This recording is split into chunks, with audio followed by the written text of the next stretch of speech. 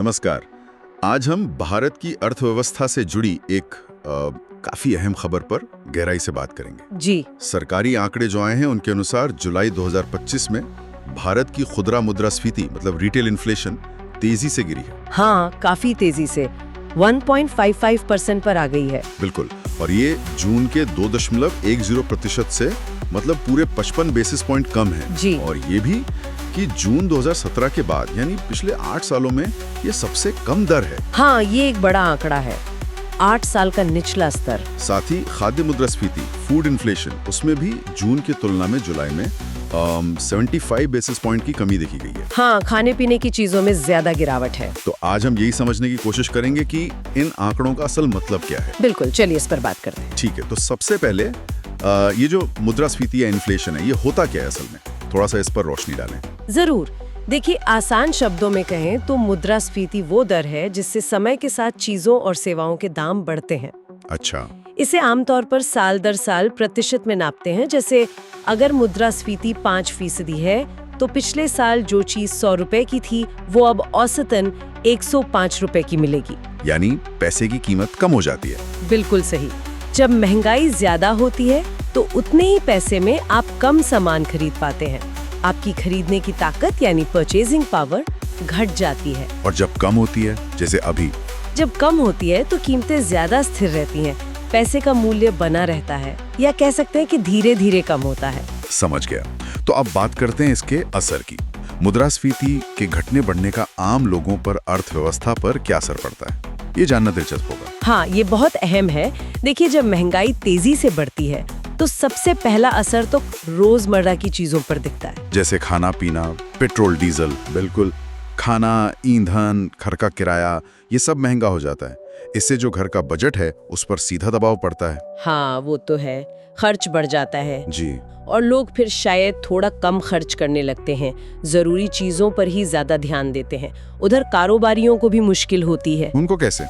कच्चा माल महंगा हो जाता है, मजदूरी बढ़ सकती है तो उनकी लागत बढ़ जाती है। इससे उनके मुनाफे पर असर पड़ सकता है। अच्छा, और जब महंगाई कम होती है, जैसा अभी देखने को मिल रहा है 1.55% तो काफी कम है। हाँ, जब महंगाई कम होती है तो ये उपभोक्ताओं के लिए राहत की बात होती है। मतलब चीजें ज्यादा महंगी नहीं हो रही। सही। जीवन जीने की लागत, कॉस्ट ऑफ लिविंग, उसमें थोड़ी स्थिरता आती है। इससे ब्याज दरों पर भी दबाव कम होता है। लेकिन क्या बहुत ज्यादा कम होना भी ठीक नहीं है? आपने शायद अपस्फीति या डिफ्लेशन का जिक्र किया था पहले। हाँ, ये भी एक जरूरी पहलू है।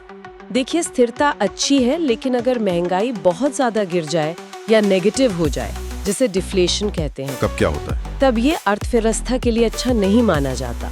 लोग सोचते हैं कि कीमतें और गिरेंगी तो वो खरीदारी टालने लगते हैं। अच्छा, इंतजार करते कि और सस्ता होगा। बिल्कुल। और जब लोग खर्च नहीं करते तो मांग कम हो जाती है और इससे आर्थिक विकास की रफ्तार धीमी पड़ सकती है। कंपनियां भी निवेश रोक सकती हैं। तो ये एक संतुलन वाली बात है, न बहुत ज्यादा न बहुत कम। जी हाँ, एक दायरे में रहना सबसे अच्छा माना जाता है। तो ये जो मौजूदा आंकड़े हैं 1.55%, इनसे क्या संकेत मिल रहे हैं? ये अच्छी खबर है या इसमें कुछ चिंता की बात छिपी है? देखिए, तात्कालिक तौर पर तो ये उपभोक्ताओं के लिए अच्छी खबर है। कीमतों में स्थिरता आई है। हाँ, वो तो है। ये आर्थिक स्थिरता को भी थोड़ा सहारा देता है और नीति निर्माताओं जैसे रिजर्व बैंक को थोड़ी राहत मिलती है। उन्हें महंगाई की चिंता थोड़ी कम करके विकास पर ध्यान देने का मौका मिलता है। बिल्कुल।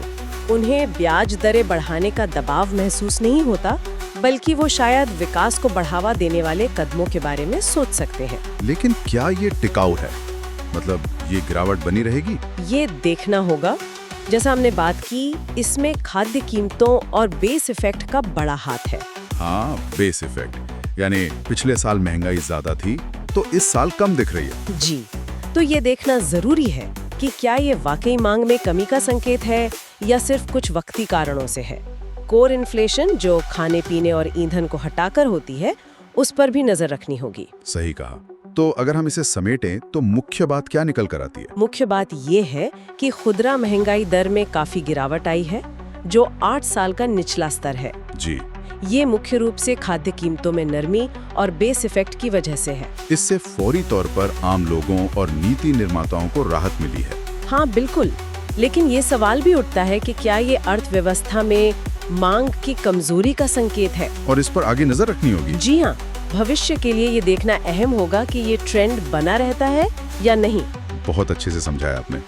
तो चलते चलते कोई एक अंतिम विचार जो आप हमारे सुनने वालों के लिए छोड़ना चाहें। जरूर।